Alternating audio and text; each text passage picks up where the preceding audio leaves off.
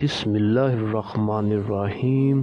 Sugar से तंग मरीज़ा की मौत के लिए दुआ। मोहतरमा शेख और वज़ाइफ, अस्सलाम वालेकुम। मेरी खाला को 8 साल से शुगर थी। इंसुलिन पेट में लगाकर थक गई और मौत की दुआ करती थी। अबकरी में शुगर के मरीजों के लिए एक चटनी का नुस्खा छुपा था। मैंने वो अपनी खाला को इस्तेमाल करवाया तो हैरान कुन रिजल्ट मिले।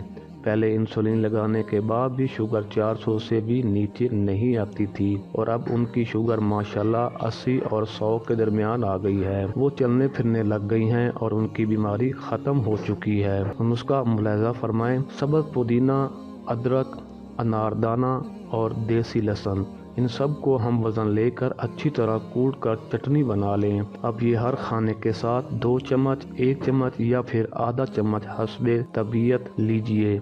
बहुत ज़बरदस्त चीज़ है। जज़ाकल्लाह।